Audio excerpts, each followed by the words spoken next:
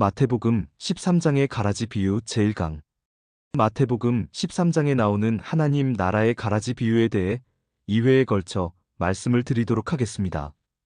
오늘은 첫 번째 시간으로 신약성경 특히 복음서를 주의 깊게 읽어본 사람이라면 가장 중요하게 제기되는 중심 메시지가 하나님의 나라라는 것을 쉽게 알 수 있습니다.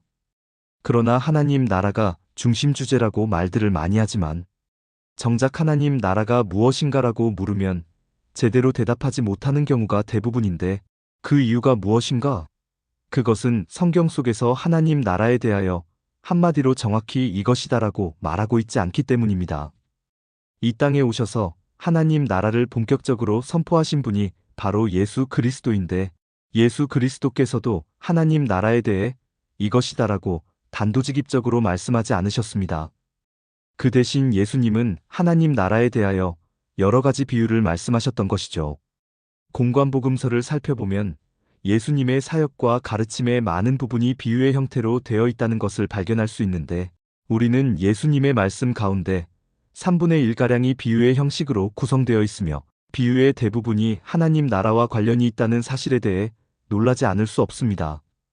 사실상 예수님의 복음 선포의 중심 메시지인 하나님 나라가 많은 경우 비유를 통하여 설명되고 있다는 사실을 감안할 때 비유가 차지하고 있는 중요성은 결코 과소평가할 수 없습니다.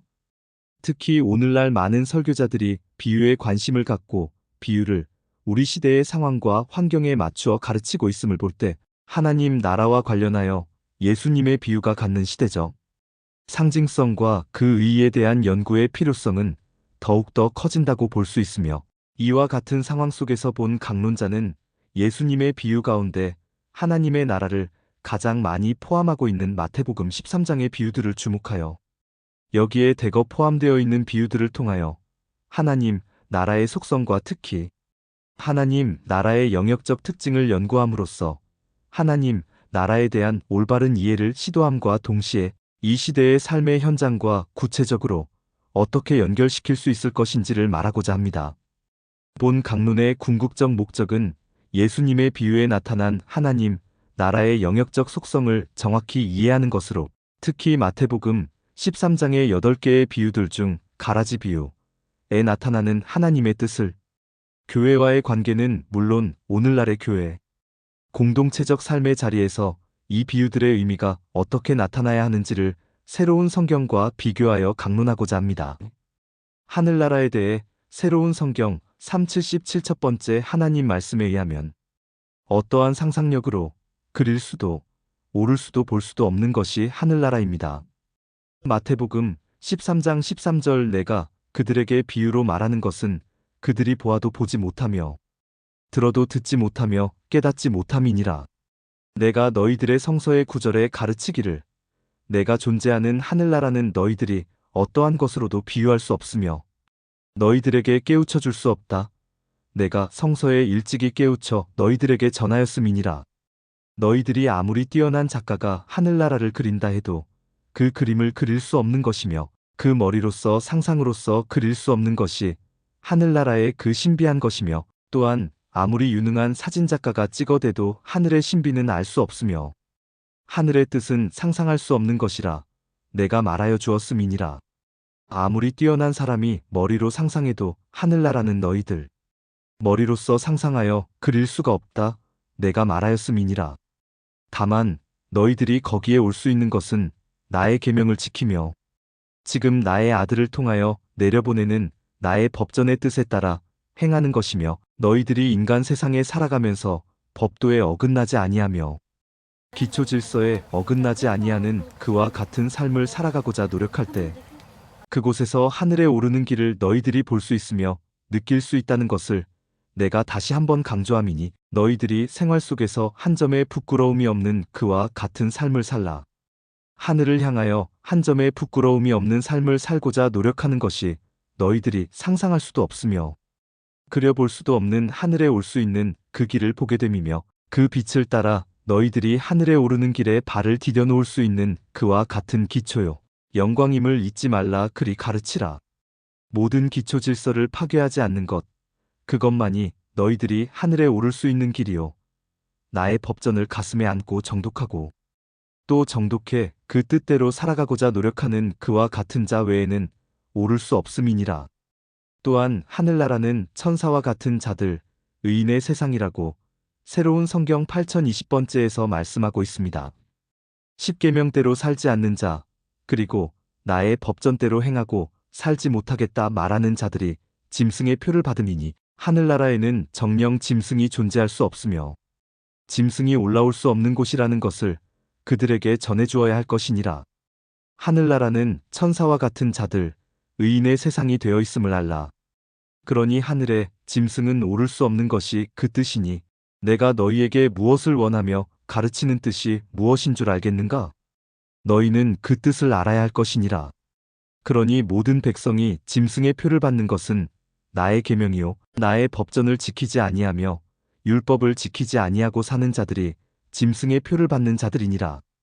그러니 그를 지킬 수 없다고 말하는 자 밑에가 울고불고하는 자, 그리고 제물로서 하늘에 오르는 구원의 길을 살 수 있으며 그를 만들 수 있다 하는 자, 그리고 뒷거래를 할 수 있다 하는 자를 내가 뭐라 말하였느냐? 인간 세상에서도 제물로서 무엇을 얻고 사는 것은 썩은 자들의 뒷거래라 하였거늘 하늘에 오르는 그 길도 인간의 썩은 세상에서 살았던 썩은 생각이 있기에 너희가 제물과 금화를 하늘에 바쳐 구원을 받는다 생각하여 그를 가지고 과시하는 자들이 바로 짐승의 표를 받는 자들이니 그와 같은 자들은 첫날 만날 어떠한 형태로 가든 나에게 오를 수 없음이니 이미 짐승이 된 자와 같다는 그 무서운 사실을 알라.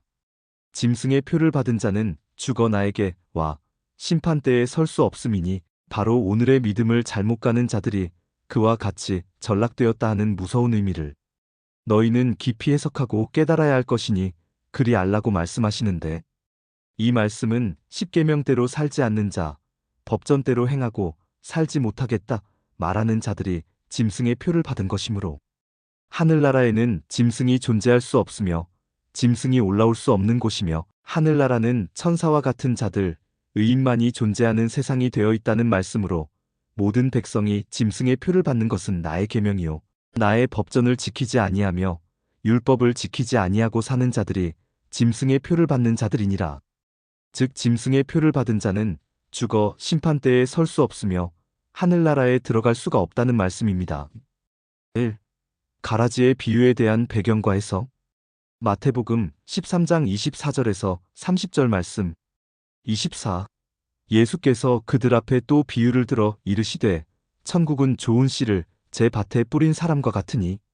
25.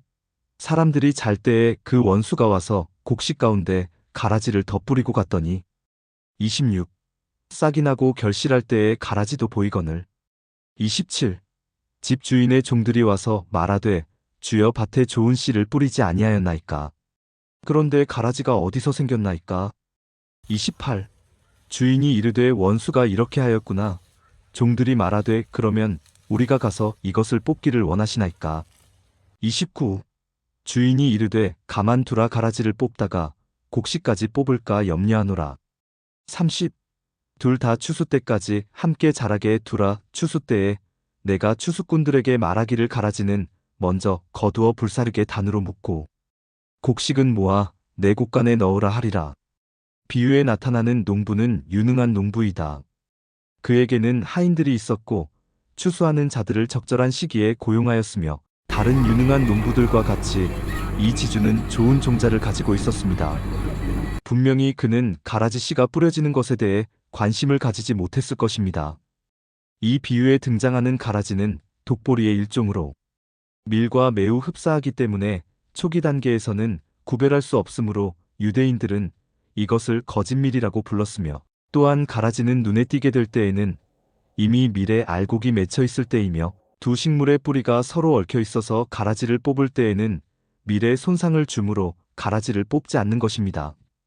가라지의 비유의 해석을 키스트메이커는 해석에 있어 원수가 모든 사람이 잠든 틈에 온 사실에 대하여 아무런 언급이 없습니다. 곡식과 가라지가 자라고 성숙해가는 면은 설명이 생략되어 있고 곡식을 곡간에 가라지 단을 불 속에 모으는 점에 대하여 아무런 언급이 없으며 예수님께서 그의 해석에 있어 하인들에 대하여 설명함도 생략하셨습니다.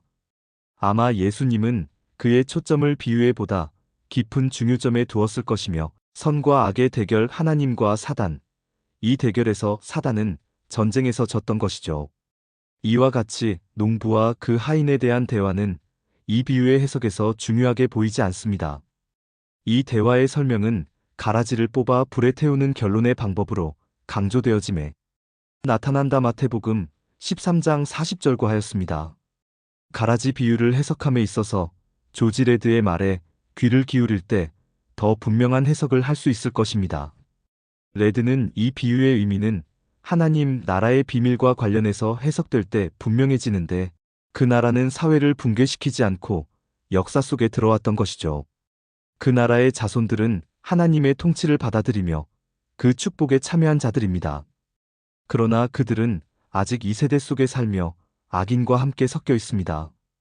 분리는 하나님 나라가 종말론적으로 도래할 때에만 있을 것이며 세상 속에 현재 하지만 감추어져 있는 그 나라는 이제 영광 중에 나타날 것이며 그때는 선인과 악인이 섞여 사는 사회가 종말을 고할 것입니다. 악한 자들은 거두어낼 것이고 의로운 자들은 종말론적인 하나님의 나라에서 해와 같이 빛날 것입니다.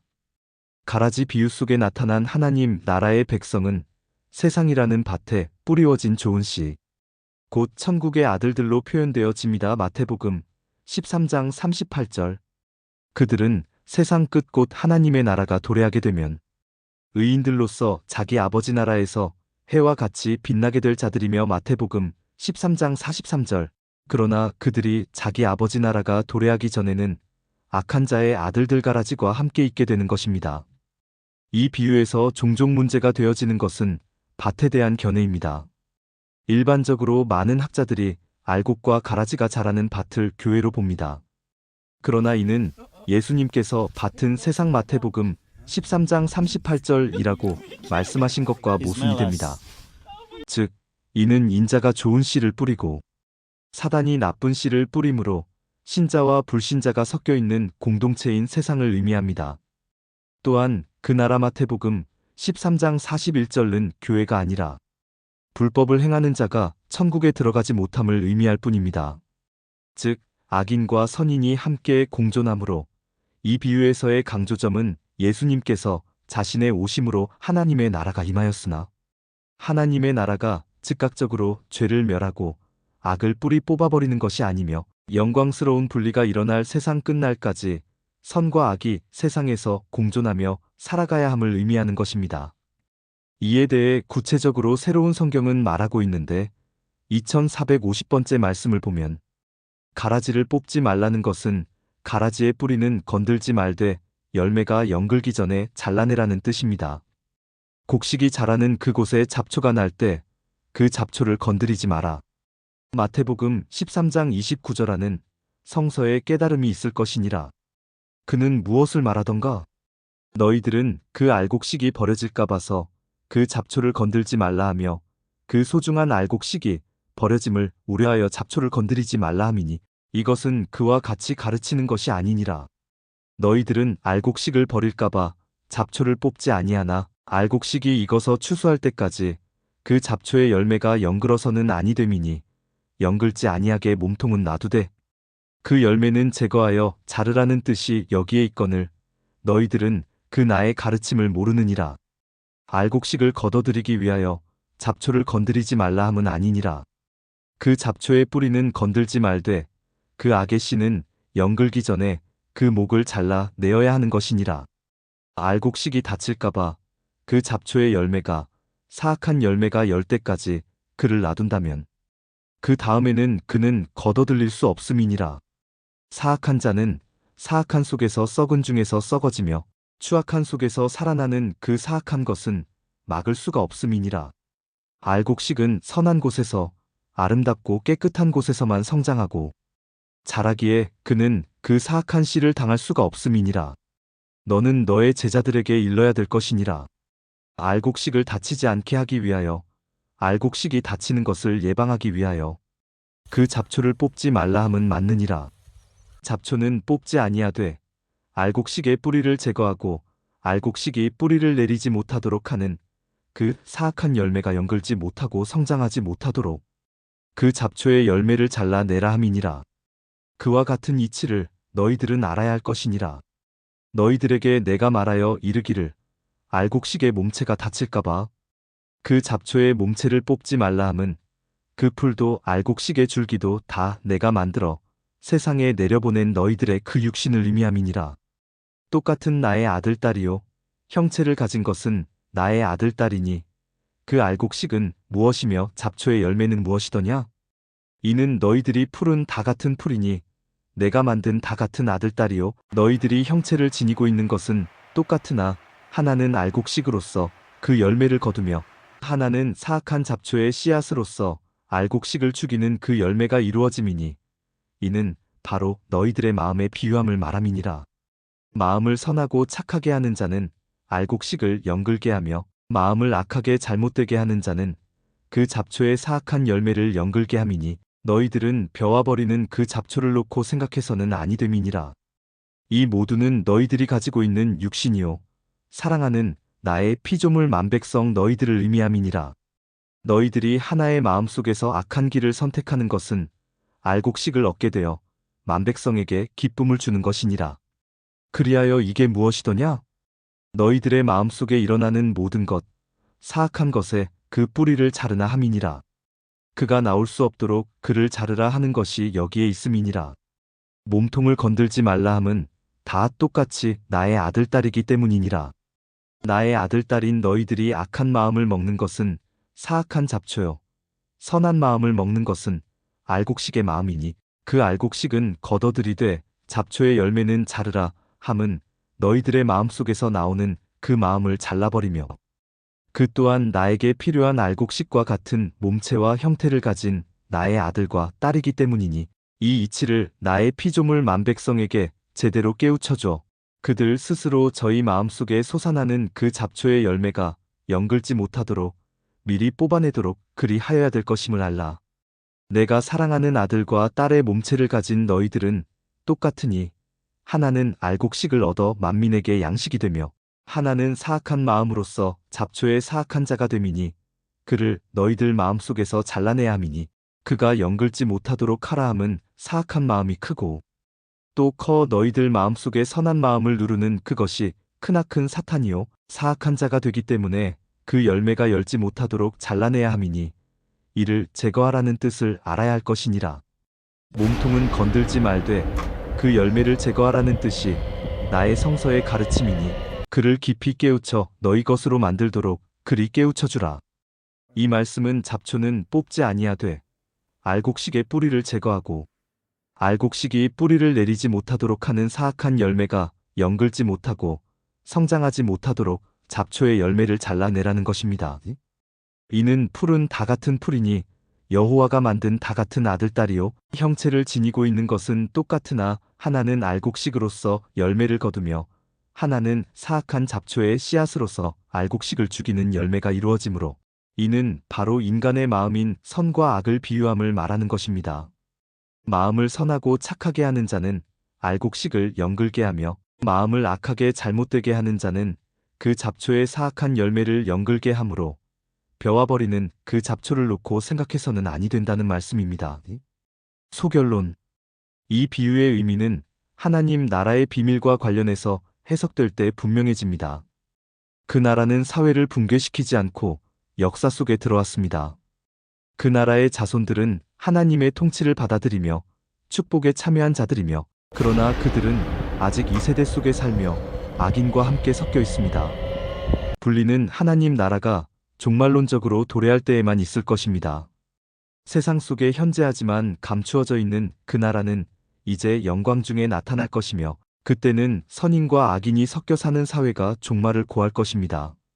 악한 자들은 거두어낼 것이고 의로운 자들은 종말론적인 하나님의 나라에서 해와 같이 빛날 것이다라고 신학자 조지 레드는 말하고 있습니다. 가라지 비유 속에 나타난 하나님 나라의 백성은 세상이라는 밭에 뿌리워진 좋은 씨, 곧 천국의 아들들로 표현되어집니다. 마태복음 13장 38절. 그들은 세상 끝 곧 하나님의 나라가 도래하게 되면 의인들로서 자기 아버지 나라에서 해와 같이 빛나게 될 자들입니다. 마태복음 13장 43절. 그러나 그들이 자기 아버지 나라가 도래하기 전에는 악한 자의 아들들 가라지과 함께 있게 되는 것이라고 신학자들은 말하고 있습니다. 이에 대해 새로운 성경 역시 동일한 말씀을 하고 있습니다. 알곡식의 몸체가 다칠까봐 그 잡초의 몸체를 뽑지 말라는 것은 그 풀도 알곡식의 줄기도 다 여호와가 만들어 세상에 내려보낸 인간의 육신을 의미하는 것으로 똑같은 여호와의 아들딸이요 형체를 가진 것은 아들딸입니다. 이는 풀은 다 같은 풀이니 여호와가 만든 다 같은 아들딸이요 형체를 지니고 있는 것은 똑같으나 하나는 알곡식으로서 그 열매를 거두며 하나는 사악한 잡초의 씨앗으로서 알곡식을 죽이는 그 열매가 이루어짐이니 이는 바로 인간의 마음의 비유함을 말하는 것입니다. 마음을 선하고 착하게 하는 자는 알곡식을 연글게 하며 마음을 악하게 잘못되게 하는 자는 그 잡초의 사악한 열매를 연글게 함이니 베어버리는 그 잡초를 놓고 생각해서는 아니 되며 이 모두는 인간이 가지고 있는 육신이요 피조물을 의미하는 것입니다. 여호와가 사랑하는 아들과 딸의 몸체를 가진 인간은 똑같으니 하나는 알곡식을 얻어 만민에게 양식이 되며 하나는 사악한 마음으로서 가라지인 잡초의 사악한 자가 됨이니 그를 마음속에서 잘라내야 함이니 그가 연글지 못하도록 하라 함은 사악한 마음이 크고 또 커 마음속에 선한 마음을 누르는 그것이 크나큰 사탄이요 사악한 자가 되기 때문에 그 열매가 열지 못하도록 잘라내야 함이니 이를 제거하라는 것이라고 생로운 성경은 말하고 있습니다. 오늘의 말씀은 여기서 마치도록 하며 지금까지 함께 해주셔서 감사합니다.